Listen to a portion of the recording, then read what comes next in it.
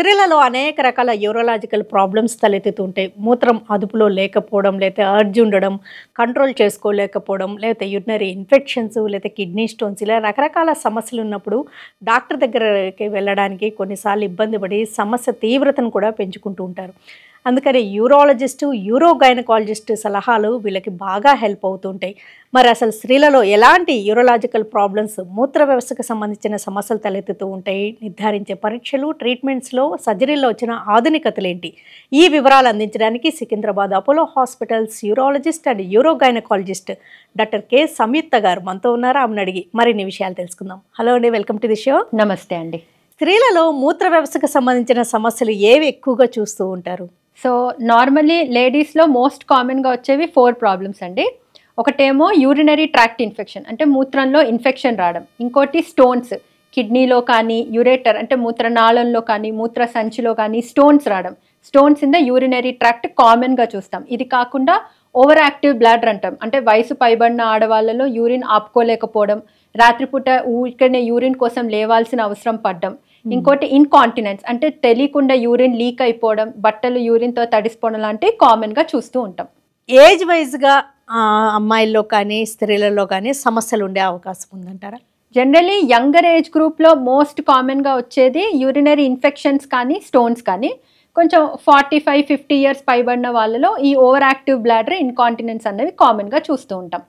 చిన్నపిల్లల్లో, అమ్మాయిల్లో urinary infections కూడా కామన్గా ఉంటాయి అంటారా? జనరలీ మరీ చిన్నపిల్లల్లో అంత కామన్ కాదండి, కానీ ఒక 10 ఇయర్స్, లెస్ దాన్ 10 ఇయర్స్ ఉన్న పిల్లల్లో రిపీటెడ్గా కానీ యూరిన్ ఇన్ఫెక్షన్స్ వస్తుంది అంటే మాత్రం దాన్ని కంపల్సరీగా ఎవాల్యుయేట్ చేయాల్సిన అవసరం అయితే ఉంది. తీసుకునే ఆహారము, వాళ్ళ పీహెచ్ బ్యాలెన్స్ అండ్ యూరిన్ యొక్క పీహెచ్ బ్యాలెన్స్, వీటన్నిటితో రిలేటెడ్గా సమస్యలు తలెత్తే రిస్క్ ఉంటుందా? డెఫినెట్లీ అండి. మనం వాటర్ సరిగ్గా తాగకపోతే యూరిన్ ఎక్కువ కాన్సన్ట్రేటెడ్గా ఉంటుంది. యూరిన్ ఎక్కువ కాన్సన్ట్రేటెడ్గా ఉంటే యూరినరీ ట్రాక్ట్ ఇన్ఫెక్షన్స్ కానీ స్టోన్స్ వచ్చే ఛాన్సెస్ ఇంకా ఎక్కువగా ఉంటుంది. అంటే యూటీఐస్ గురించి తీసుకుంటే ఎప్పుడు సిమ్టమ్స్ ఉంటాయా, అసలు ఎలాంటి సిమ్టమ్స్తో ప్రజెంట్ అవుతూ ఉంటుంది? సో యూరినరీ ట్రాక్ట్ ఇన్ఫెక్షన్ అనేది 2 రకాలుగా ఉంటుందండి, సిమ్టమాటిక్, ఎసిమ్టమాటిక్. సిమ్టమాటిక్ అంటే సిమ్టమ్స్ ఎలా ఉంటాయి? మూత్రంలో మంట రావడము, మూత్రం వెళ్ళేటప్పుడు విపరీతమైన నొప్పి రావడము, మూత్రం ఊరికూరికేనే రావడము, అర్జెంటుగా మూత్రం వస్తున్నట్టు అనిపించడం, కొంతమందికి నడుములో నొప్పి, సివియర్గా ఇన్ఫెక్షన్ ఉన్న వాళ్ళకి యూరిన్లో కూడా రక్తం పడే ఛాన్సెస్ ఉంటుంది. దాన్ని సిమ్టమాటిక్ అంటాం. ఎసిమ్టమాటిక్ అంటే ఏంటంటే వీళ్ళకి ఏంటంటే జనరల్ చెకప్స్కి వెళ్ళినప్పుడు డిటెక్ట్ అయ్యేది మాట. వాళ్ళకి పర్సే సిమ్టమ్స్ అంటూ ఏముండవు, అది ఓన్లీ మనకి general checkup of urine test లాంటి దాంట్లో డిటెక్ట్ అవుతూ ఉంటుంది. అంటే ఎసిమ్టమాటిక్ ఎలాంటి సిమ్టమ్స్ లేకపోయినా కూడా ట్రీట్మెంట్ తప్పనిసరా? లేదండి. ఎసిమ్టమాటిక్ బ్యాక్టీరియాలో జనరలీ ఎప్పుడైనా ఒక యంగ్ గర్ల్ జనరల్ చెకప్ చేయించుకుంది, మన దగ్గరికి ఇలా మేడం మా దగ్గర ఒక 10 సెల్స్ పస్ సెల్స్ వచ్చాయండి, కానీ సిమ్టమ్స్ ఏం లేదంటే వాటర్ అడిక్వేట్గా తాగమని ఒక ఆల్కలైజర్ లాంటి సిరప్ పెడతాం. కానీ రిపీటెడ్గా ఇన్ఫెక్షన్స్ వస్తున్నాయి, ఎస్పెషలీ డయాబెటిక్స్ లాంటి వాళ్ళలో, ప్రెగ్నెంట్ లేడీస్లో, లేకపోతే యూరిన్ క్యాథెటర్ మీద ఎక్కువ రోజులు ఉన్న వాళ్ళలో కానీ, లేకపోతే ఈ యాంటీ క్యాన్సర్ డ్రగ్స్ ఉన్న వాళ్ళు, ఇమ్యూనోసప్రెసెంట్ డ్రగ్స్ ఇలాంటివి తీసుకుంటున్న వాళ్ళలో మాత్రం ఎసిమ్టమాటిక్, అంటే సిమ్టమ్స్ లేకపోయినా కల్చర్లో పాజిటివ్ వచ్చిందంటే తప్పనిసరిగా ట్రీట్ చేస్తాం. చాలామందికి 1-2 సార్లు యూరినరీ ఇన్ఫెక్షన్ రాగానే ఇంతకుముందు వాడిన మెడిసిన్సే కదా అని వాడేస్తూ ఉంటారు. దీని గురించి మీరేమంటారు? ఒక్కసారి యాంటీబయాటిక్ పనిచేసింది అని సెకండ్ అండ్ థర్డ్ టైం అదే యాంటీబయాటిక్ పనిచేయాలని రూల్ లేదు. ఎందుకంటే అదే బ్యాక్టీరియాతో ఇన్ఫెక్షన్ వస్తుందని రూల్ లేదు, అదే బ్యాక్టీరియా ఇదే యాంటీబయాటిక్కి రెస్పాండ్ అవుతుందని కూడా ఉండదు. సో ఒక యాంటీబయాటిక్ డాక్టర్ ఒకసారి ఇచ్చారు కదా మనం అదే ఎప్పుడు వాడదామంటే అది పనిచేయాలన్న గ్యారంటీ అయితే లేదండి. ఈ సమస్యను నిర్ధారించడానికి ట్రీట్మెంట్స్కి ముందు యూరిన్ కల్చర్ చాలా ఇంపార్టెంట్ అంటారు, ఎందుకని? సో రిపీటెడ్గా అంటే ఒక 2-3 సార్లు ఊరికేనే ఒక 3 మంత్స్లో 2 టైమ్స్ యూరిన్ ఇన్ఫెక్షన్ వస్తుంది అంటే వాళ్ళకి కంపల్సరీగా యూరిన్ కల్చర్ చేస్తాం. ఎందుకు అంటే స్టాండర్డ్ కేర్ ఆఫ్ యాంటీబయాటిక్ వాళ్ళలో పనిచేస్తుంది అన్న గ్యారంటీ లేదు, ప్లస్ వాళ్ళకి ఏ బ్యాక్టీరియా వల్ల వచ్చింది, వచ్చిన బ్యాక్టీరియాకి ఏ పర్టికులర్ యాంటీబయాటిక్ పనిచేస్తుందో తెలియడానికి మాకు యూరిన్ కల్చర్ అన్నది చాలా ఇంపార్టెంట్. సో అందుకే urine culture repeated urine infections ఉన్న వాళ్ళు కంపల్సరీగా చేస్తాం. ఒక మిడిల్ ఏజ్ ఉమెన్ 50+ నుంచి మనం తీసుకుంటే యూరినరీ ప్రాబ్లమ్స్ కొంచెం ఎక్కువగానే చూస్తూ ఉంటామండి. ఏజా, లేకపోతే హార్మోన్సా, మెనోపాజ్ దశనా, డెలివరీనా, హిస్టరెక్టమీనా, ఏది ఎక్కువ రీజన్? అన్ని ఫ్యాక్టర్సే అండి చెప్పాలంటే. ఏజ్ నాట్ చాలా పెద్ద ఫ్యాక్టర్ అండి. ఇట్స్ నాట్ దట్ 80 ఇయర్స్ వచ్చేసాయి మాకు కంపల్సరీ యూరిన్ ఇన్ఫెక్షన్ వస్తుందని అయితే కాదు. సో మెనోపాజ్ డెఫినెట్గా ఒక ఫ్యాక్టర్. అందరం తిట్టుకుంటాము మనకి మెనోపాజ్ రాకముందు, అరే ప్రతి నెల మనకు పీరియడ్స్ వస్తున్నాయని. కానీ ఆ పీరియడ్ వచ్చే ఈస్ట్రోజన్ హార్మోన్ యాక్చువల్లీ చాలా ప్రొటెక్టివ్. అది మనకి ఇన్ఫెక్షన్స్ రాకుండా కానీ మన బోన్స్ గట్టిగా ఉండడానికి హెల్ప్ చేస్తుంది అనమాట. సో ఒక్కసారి మెనోపాజ్ అయినా, ఎస్పెషలీ హిస్టెక్టమీతో పాటు ఓవరీస్ తీసేసిన వాళ్ళకి ఏమవుద్దంటే ఈస్ట్రోజన్ హార్మోన్ అనేది తగ్గిపోద్ది. సో ఇది తగ్గిపోవడం వల్ల రిపీటెడ్గా యూరిన్ ఇన్ఫెక్షన్ వచ్చే ఛాన్సెస్ ఉంటాయి. డెలివరీ నార్మల్ వర్సెస్ సిజేరియన్ తీసుకుంటే వాటికి రిలేటెడ్గా యూరినరీ ప్రాబ్లమ్స్ ఏమన్నా ఉండొచ్చు అంటారా? యూరిన్ ఇన్ఫెక్షన్కి ఎప్పుడు డెలివరీ మోడ్కి అంత ఇంపార్టెంట్ కాదు, ఎస్పెషలీ యూరిన్ ఇన్ఫెక్షన్కి సంబంధించింది. ఎక్కువసార్లు డిఫికల్ట్ నార్మల్ డెలివరీస్ అయిన వాళ్ళకి కానీ, లేకపోతే ఎక్కువసార్లు నార్మల్ వెజైనల్ డెలివరీస్ అంటే number of normal vaginal deliveries అయిన వాళ్ళకి పెల్విక్ ఫ్లోర్ వీక్నెస్ వల్ల వేరే అదర్ కండిషన్స్ రావచ్చు.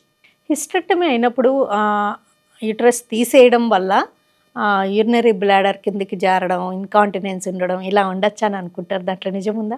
హిస్టెక్టమీ వల్ల యూరినరీ బ్లాడర్ అయితే జారదండి. సో హిస్టెక్టమీ మల్టిపుల్ రీజన్స్కి చేస్తారు, ఈ పర్టికులర్ రీజన్కే చేస్తారని లేదు. సో యూరినరీ బ్లాడర్ జారడాన్ని సిస్టోసీల్ అంటారు. లేకపోతే హిస్టెక్టమీ చేసిన తర్వాత వాల్ట్ జారిపోవచ్చు, వాల్ట్ ప్రొలాప్స్ అంటాము. కొన్నిసార్లు మన మోషన్కి వెళ్ళేది జారచ్చు, రెక్టోసీల్ అంటారు. ఇవన్నీ mainly pelvic floor muscles weakness వల్ల అయ్యే ప్రాబ్లమ్స్ అండి. ఫిట్నెస్ ఉండాలి డెఫినెట్, అంటే అట్లీస్ట్ పెల్విక్ ఫ్లోర్ ఎక్సర్సైజెస్ రెగ్యులర్గా చేస్తే ఈ ప్రాబ్లం రాకుండా ఉండొచ్చు.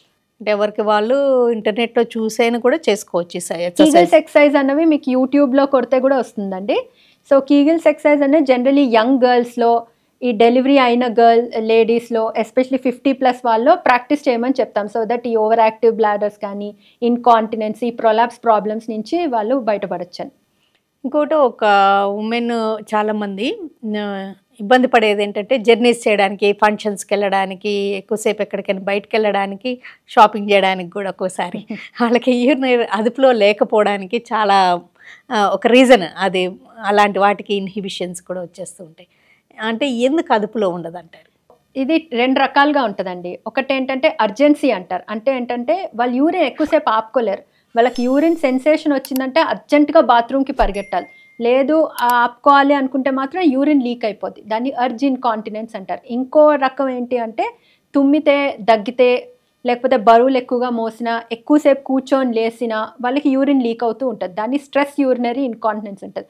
ఇంకోటి ఏంటంటే వాళ్ళకి అసలు తెలియదు, ఎప్పుడు చూసినా బట్టల్లో లీక్ అవుతూనే ఉంటుంది. దాన్ని కంటిన్యూస్ ఇన్కాంటినెన్స్ అంటారన్నమాట. సో టైప్ ఆఫ్ ఇన్కాంటినెన్స్ని ఐడెంటిఫై చేసి ట్రీట్ చేయగలిగితే ఈ ప్రాబ్లమ్ని సాల్వ్ చేయొచ్చు. ట్రీట్మెంట్లో వాళ్ళకి మెడిసిన్స్ ఉంటాయా? ఎప్పుడైనా సర్జరీ కూడా అవసరం అవుతుంటుంది? అర్జెన్సీ వరకు వస్తే we try to give medications అండి. మెడికేషన్స్తో ఆల్మోస్ట్ 80% పీపుల్ వరకు రెస్పాన్స్ వస్తుంది. స్ట్రెస్ యూరినరీ ఇన్కాంటినెన్స్లో కూడా generally exercises with medications we try to control. ఒక 20% పీపుల్లో who might not respond to this medications and exercise వాళ్ళకి టీఓటీ స్లింగ్స్ అనేస్తామండి. Trans operator trans vaginal sling tape వేసి అక్కడ స్ట్రెంథనింగ్ ఇస్తామన్నమాట. సో దట్ వాళ్ళు తుమ్మినా దగ్గినా యూరిన్ లీక్ అవ్వకుండా. కొంతమందికి డే టైం అంతా నార్మల్గానే ఉంటుంది, నైట్ అయితేనే నిద్ర వస్తూనే యూరిన్ అజ్జి వస్తూ ఉంటుందండి. దానివల్ల నిద్ర కూడా చాలా డిస్టర్బ్ అవుతుంటుంది. ఎందుకని నైట్ టైం ఎందుకు? దానిని చాలా ఇట్స్ వెరీ కామన్ అండి. ఓవర్ యాక్టివ్ బ్లాడర్ అంటారు. ఎస్పెషలీ కొంచెం 45-50 ఇయర్స్ ఏజ్ పైబడిన వాళ్ళు ఇది కామన్గా చూస్తాం. సో వాళ్ళకి ఏంటంటే యూరిన్ ఆపుకోలేకపోవడం, పడుకోగానే యూరిన్ వెళ్ళాలి అన్న సెన్సేషన్ వస్తుంది. రాత్రంతా ఒక 8-9 సార్లు లేస్తారు యూరిన్కి వెళ్ళడానికి. సో దానివల్ల నైట్ అంతా నిద్ర ఉండను, నెక్స్ట్ డే మార్నింగ్ వర్క్ చేసుకోలేరు అనమాట. సో ఇదేంటంటే బ్లాడర్ బాగా హైపర్ యాక్టివ్గా ఉంటుంది. అంటే నార్మల్ బ్లాడర్ హోల్డ్ చేసే కెపాసిటీ ఈ బ్లాడర్కి ఉండదు. సో దానివల్ల వాళ్ళకి అర్జ్ వల్ల రిపీటెడ్గా వెళ్ళాల్సి వస్తుంది. దీనికి మెడికేషన్స్ ఉన్నాయి. యూరాలజిస్ట్ని ఎవరిని కన్సల్ట్ చేసినా వాళ్ళు దానికి మెడికేషన్ ఇచ్చి ట్రీట్ చేయొచ్చు. ఓకే. ఇంకోటి రిఫ్లెక్స్ అంటారు, అదేంటండి? వెసైకో యూరెట్రిక్ రిఫ్లెక్స్ అంటారండి. అంటే ఏంటంటే నార్మల్లీ యూరిన్ అన్నది కిడ్నీ నుంచి యూరేటర్కి రావాలి, యూరేటర్ నుంచి బ్లాడర్కి వచ్చి బయటకు రావాలన్నమాట. కొంతమందికి మల్టిపుల్ రీజన్స్ వల్ల, అంటే అక్కడ వాల్వ్ మెకానిజం సరిగ్గా లేకపోవడం వల్ల, లేకపోతే ఎక్కడైనా ఆబ్స్ట్రక్షన్, ఎక్కడైనా బ్లాక్ ఉంటే యూరిన్ రివర్స్లో వెళ్ళడానికి ట్రై చేస్తుంది. అంటే బ్లాడర్ నుంచి యూరేటర్కి, యూరేటర్ నుంచి కిడ్నీకి మాట. అలా వెళ్ళినప్పుడు ఏమవుద్దంటే కిడ్నీ మీద ప్రెషర్ పడుతుంది, కిడ్నీకి రిపీటెడ్గా ఇన్ఫెక్షన్స్ వచ్చి కిడ్నీ డ్యామేజ్ అయ్యే ఛాన్సెస్ ఉంటుంది. ఇలా రిఫ్లెక్స్ కానీ లేకపోతే యూరినరీ ఇన్ఫెక్షన్స్ కానీ తరచూ వస్తున్నప్పుడు కిడ్నీ ఎఫెక్ట్ అయ్యే రిస్క్ ఉంటుంది అంటారా? రిపీటెడ్గా కిడ్నీకి ఇన్ఫెక్షన్ వస్తే స్కారింగ్ అంటారు. అంటే కిడ్నీకి డ్యామేజ్ అవుతుందండి. అది రిపీటెడ్గా డ్యామేజ్ అయితే మాత్రం కిడ్నీ డ్యామేజ్ అయ్యే ఛాన్సెస్ ఉంటుంది. అంటే ఇన్ఫెక్షన్ కానీ వీటిని ముందే గుర్తించి ట్రీట్మెంట్ తీసుకోవాలి. డెఫినెట్గా. ఇంకోటి యూరిన్లో బ్లడ్ కనిపిస్తే చాలా భయపడిపోతారండి. అది ఎప్పుడు ఒక డేంజరస్ ఇండికేషన్ అయినా? చాలా మంది యూరిన్లో బ్లడ్ చూడగానే భయపడతారండి. సో జనరలీ మేమేం చెప్తామంటే పెయిన్లెస్ గ్రాస్ హెమచురియా అంటాం. అంటే ఎస్పెషలీ ఒక 40 or 45 years పైబడిన ఆడవాళ్ళు అసలు యూరిన్లో ఏమాత్రం సిమ్టమ్ లేదు కానీ యూరిన్లో ఓన్లీ బ్లడ్డే వస్తుంది అంటే అప్పుడు డెఫినెట్గా దాన్ని ఎవాల్యుయేట్ చేయాల్సి వస్తుంది. ఎందుకు అంటే క్యాన్సర్ ఉండే ఛాన్సెస్ ఎక్కువ కామన్గా ఉంటాయి. కానీ జనరల్గా ఒక యంగ్ గర్ల్ కానీ మిడిల్ ఏజ్ ఆవికి యూరిన్లో బర్నింగ్ సెన్సేషన్, పెయిన్ ఉంది, దాంతోపాటు యూరిన్లో బ్లడ్ వస్తుందంటే most commonly either urinary tract infection ఉంటుంది, లేకపోతే రాళ్ళ ప్రాబ్లం ఉంటే వస్తుంది అన్నమాట. సో ప్రతిసారి భయపడాల్సిన అవసరం అయితే లేదు. ఓకే. అంటే కొంచెం చిన్న వయసు వాళ్ళలో బ్లాడర్ క్యాన్సర్స్ తక్కువే చూస్తారు కాబట్టి సమ్ అదర్ రీజన్స్ ఏమైనా ఉన్నాయేమోనని చూడాల్సి ఉంటుంది. వయసు పైబడిన వాళ్ళు మాత్రం దాన్ని సీరియస్ గానే పరిగణించాలి. ఓకే. అయితే పెయిన్ లేకుండా ఉందంటే ఇంకా సీరియస్. పెయిన్ లేకుండా ఓన్లీ యూరిన్లో రక్తమే పోతుంది అంటే మాత్రం డెఫినెట్గా దాన్ని ఎవాల్యుయేట్ చేయాలి. ఏ టెస్టులు చేయించుకోవాల్సి ఉంటుంది? సో ఒకటేంటంటే ఫస్ట్ కంప్లీట్ యూరిన్ ఎగ్జామినేషన్ చేస్తాము. అది కాకుండా యూరిన్ సైటాలజీ అని ఒకటి చేస్తాం. అంటే యూరిన్ సైటాలజీలో క్యాన్సర్ సెల్స్ లాంటివి ఏమైనా ఉన్నాయా లేవో మాకు తెలుస్తుంది. దాని తర్వాత అల్ట్రాసౌండ్ చేస్తాం. ఫస్ట్ అల్ట్రాసౌండ్ చేసి అల్ట్రాసౌండ్లో ఏమైనా డిటెక్ట్ చేసామా లేదా, ఇన్ కేస్ అల్ట్రాసౌండ్లో డిటెక్ట్ చేసాము అంటే అప్పుడు నెక్స్ట్ టెస్ట్ CCT అంటే కాంట్రాస్ట్ ఇచ్చి CT స్కాన్ చేసి ఫర్దర్ ఎవాల్యుయేషన్ మొదలెడతాము. యూరిన్ కలర్ని బట్టి కూడా హెల్త్ని నిర్ధారించవచ్చు అని అంటుంటారు. కొంచెం కలర్ చేంజ్ అయినా భయపడుతుంటారు. అసలు దీన్ని ఎలా అర్థం చేసుకోవాలి? సో నార్మల్ యూరిన్ అనేది పేల్ yellow ఇన్ కలర్ ఉంటుందండి నార్మల్ యూరిన్. సో ఎక్కువ వాటర్ తాగితే కొంచెం urine white or transparent in colour ఉంటుంది.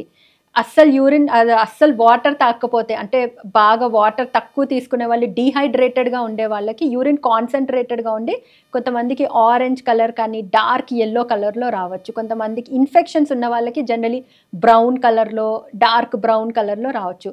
కొన్నిసార్లు సర్టన్ మందుల వల్ల కానీ బీట్రూట్ అలాంటివి తినడం వల్ల pink colour, orange colour urine రావచ్చు. ఎప్పుడైనా గుర్తుపెట్టుకోవాల్సింది అంటే వైట్ కలర్ యూరిన్ అంటే పాలలాగా యూరిన్ పాస్ అవుతుంది అంటే దాన్ని ఈజీగా తీసుకోకుండా కంపల్సరీ వచ్చి చూపించుకోవాలి. ఎందుకంటే దానికి వేరే కండిషన్స్ ఉన్నాయి. అంటే ఐదర్ పస్ అయినా యూరిన్లో పోతుంది, లేకపోతే కైలూరియా అంటారు, ఫ్యాట్ అయినా యూరిన్లో పోతుంది అన్నమాట. సో అలా ఉన్నప్పుడు మాత్రం ఎప్పుడు అప్రమత్తంగా ఉండి వచ్చి చూపించుకోవాలి. ఒకసారి జాండీస్కి కూడా యూరిన్ కలర్ని గమనిస్తారు కదా, ఏంటంటారు?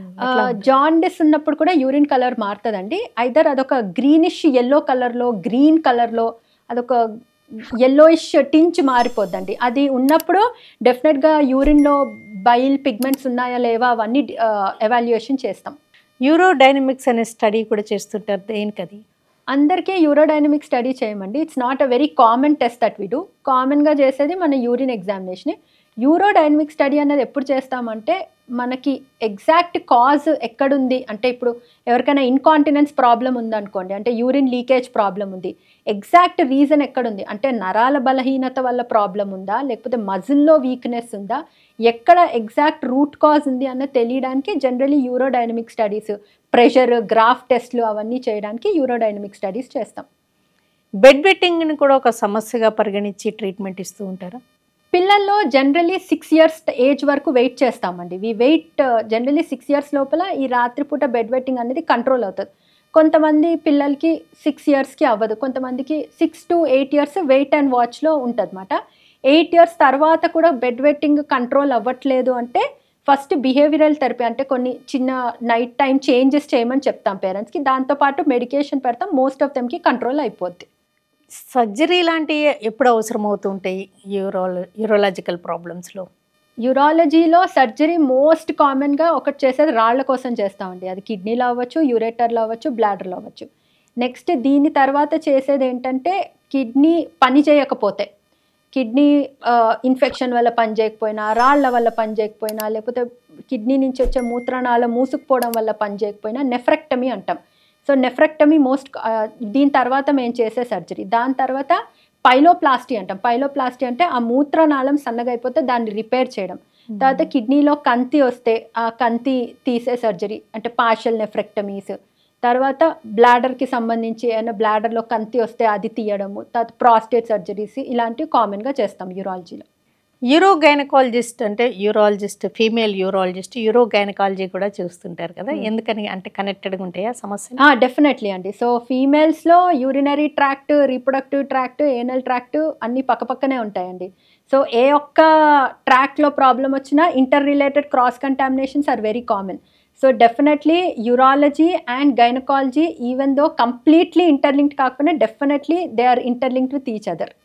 అంటే కొంతవరకు ఫీమేల్ డాక్టర్ దగ్గరికి వెళ్తే దే కెన్ అండర్స్టాండ్ ప్రాపర్లీ. ఇంకా అంటే జనరలీ ఫీమేల్ పేషెంట్స్ కూడా when they go to a male doctor they also open up అయి చెప్పరండి అన్ని symptoms. When it comes to a female doctor మన వాళ్ళు కదా బెటర్గా అర్థం చేసుకుంటారు అని they also try to open up and tell better మాట.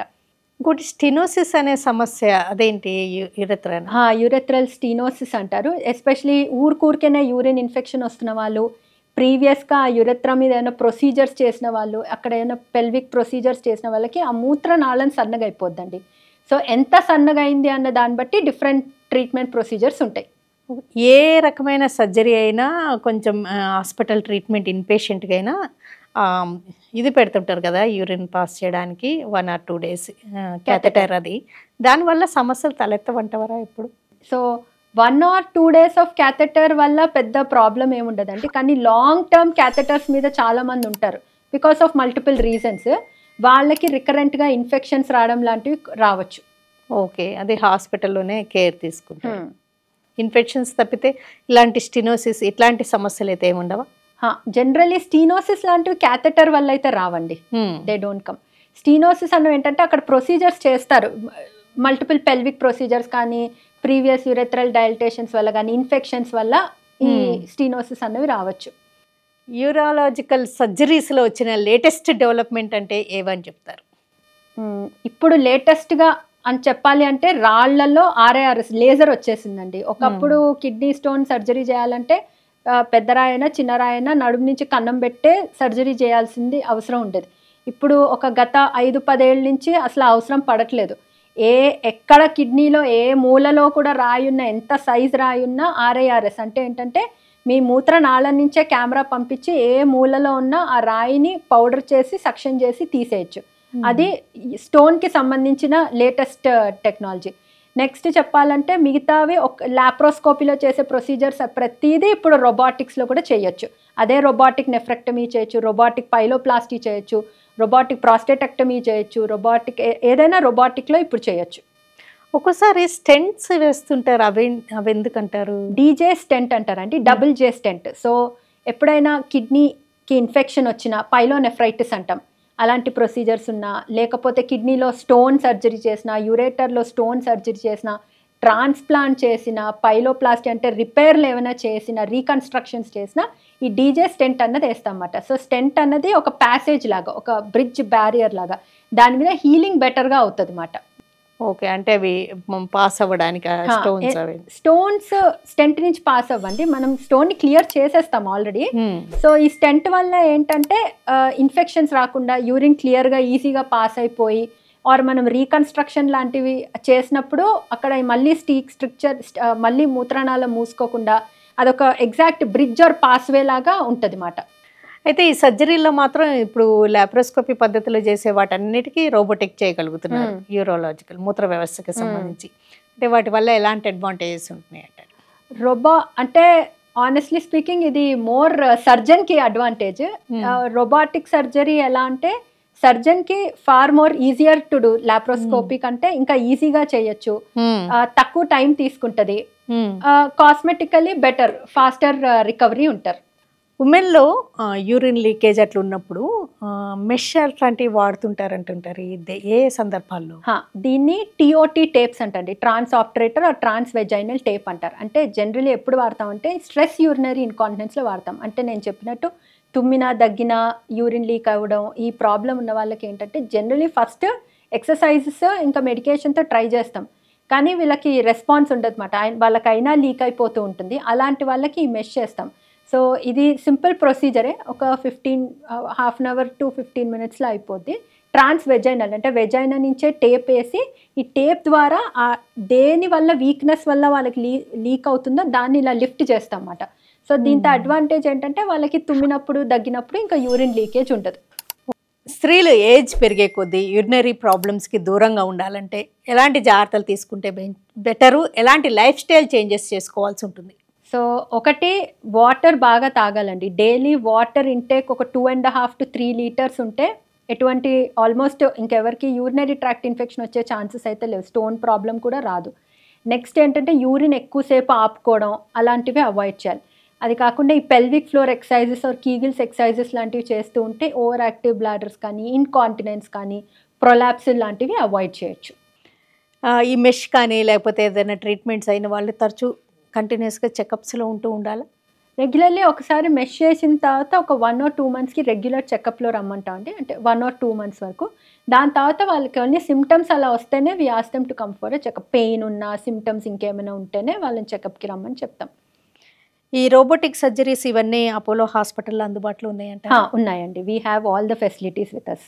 ఓకేనండి డాక్టర్ సంయుక్త గారు, స్త్రీలలో యూరినరీ ప్రాబ్లమ్స్, యూరోగైనిక్ ప్రాబ్లమ్స్ ఎలా ఉంటాయి, ఎంతవరకు రిలేటెడ్గా ఉంటుంటాయి, అండ్ వాటిని నిర్ధారించే పరీక్షలో వచ్చిన కొత్తదనాలు ఏంటి, సర్జరీ ఎప్పుడు చేస్తుంటారు, అసలు ఈ సమస్యలకు దూరంగా ఉండాలంటే ముందు తీసుకోవాల్సిన జాగ్రత్తలు, అండ్ సమస్యల రకాలు, ఆ సమస్యను బట్టి మెడికల్ ట్రీట్మెంట్స్ అండ్ సర్జరీలో వచ్చిన లేటెస్ట్ డెవలప్మెంట్స్ వివరాలు అందించినందుకు థ్యాంక్స్ అలాట్ అండి. థ్యాంక్ యూ అండి.